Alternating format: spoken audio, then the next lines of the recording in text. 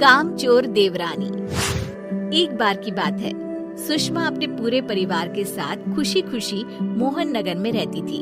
उसकी 2 बहुएं थी, पल्लवी और शिवानी। एक दिन दोनों बहुएं रसोई में काम कर रही होती है कि तभी उनकी सास सुषमा उन्हें बुलाती है। अरे बहू, जरा इधर तो आना। शिवानी, जरा जाकर देखना सासू माँ क्या कह रही है। दीदी आप ही देख लो ना जाकर, आपको भी तो सुनाई दे रहा है। अरे मैं आटा गूंद रही हूँ ना, तुम चली जाओ।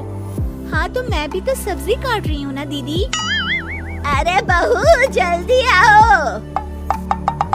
ओह, ये तो जाएगी नहीं, मैं ही जाकर देखती हूँ कि क्या करना है। पल्लवी सुषमा के कमरे में जाती है।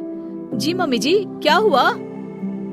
शाम को घर पर कुछ मेहमान आने वाले हैं, तो तुम अच्छा सा खाना बना लेना बहू।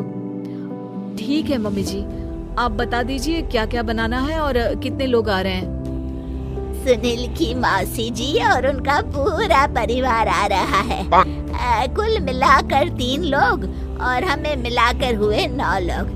तो अभी से ही तैयारी करना शुरू कर दो। और हाँ, घर की सफाई भी कर देना, हाँ अच्छे से। जी मम्मी जी, सब काम हो जाएगा, आप चिंता मत कीजिए।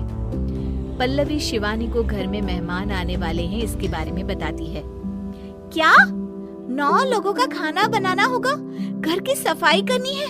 बाप रे, सासू माँ ने तो हमें घर की नौकरानी ही समझ कर रखा है।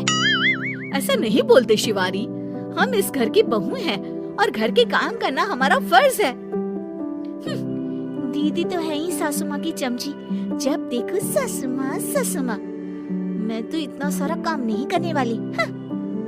शिवानी कपड़े लेकर गमला साफ कर रही होती है और चक्कर आने का नाटक करने लगती है।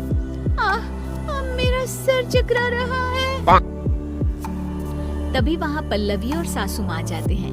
अरे बहू, क्या हो गया तुम्हें? मम्मी जी, बहुत तेज सर में दर्द हो रहा है। तुम एक काम करो शिवानी, आराम कर लो। नहीं नहीं दीदी, घर में मेहमान आने वाले हैं, मुझे आपकी मदद करनी चाहिए। अरे कोई बात नहीं शिवानी, तुम आराम कर लो, मैं सब काम कर लूंगी। ठीक है दीदी, अगर आप इतना कह रही हैं तो आराम कर लेती हूँ। शिवानी आराम से अपने कमरे में मैगजीन पढ़ रही होती है। इसे कहते हैं आराम की जिंदगी। इतना सारा काम। चलो सारा काम खत्म हो गया, शिवानी को देख आती हूँ। शिवानी अपने कमरे में ईयरफोन में गाने सुनते सुनते सो जाती है और उसके साइड में मैगजीन भी रखी होती है। पल्लवी वहाँ आ जाती है और वो सब देखती है। ओहो, तो मतलब सब काम चोरी का बहाना था। अभी बताती हूँ इसको। घर का सारा काम मुझे करना पड़ा और ये महारानी यहाँ मैगजीन पढ़ रही है, गाने सुन रही है। पल्लवी रसोई से एक प्लेट और चम्मच लेकर आती है और शिवानी को थाली बजाकर उठाने लगती है। शिवानी अचानक से उठती है। उठ गई महारानी, गाने भी सुन लिए, मैगजीन भी पढ़ ली। तुम तो बहुत बड़ी झूठी निकली शिवानी। तुमने सर दर्द का बहाना बनाया ताकि काम करने से बच सको। हाँ बनाया बहाना, तो क्या करती, इतने सारे काम करती। मुझे कोई शौक नहीं है चापलूसी का। क्या चापलूसी? तुम्हें लगता है कि मैं सारे काम चापलूसी के लिए कर रही हूँ? हाँ नहीं तो क्या। तभी वहाँ सासू माँ आ जाती है।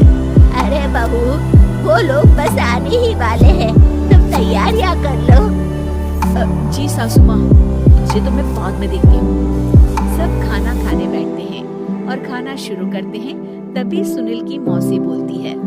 वाह भाई वाह, खाना तो बहुत ही अच्छा बना है सुषमा जी, एक एक चीज में क्या स्वाद है। ये सुनकर शिवानी मुंह बना लेती है। उसे अपनी जेठानी की इतनी तारीफ रास नहीं आती। आपकी बहुएं तो बहुत ही अच्छा खाना बनाती है।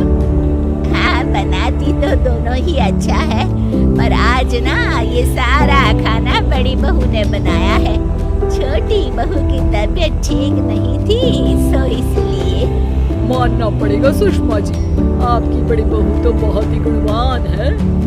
पल्लवी की तारीफ सुनकर शिवानी को जलन होती है। पल्लवी ये सुनकर खुश हो जाती है और शिवानी की तरफ देखकर उसे चिढ़ाती है। कुछ देर बाद मेहमानों के जाने का वक्त हो जाता है। मौसी जी सबके लिए उपहार लाई होती है। वो सबको शगुन के पैसे देती है और अंत में पल्लवी के पास आती है।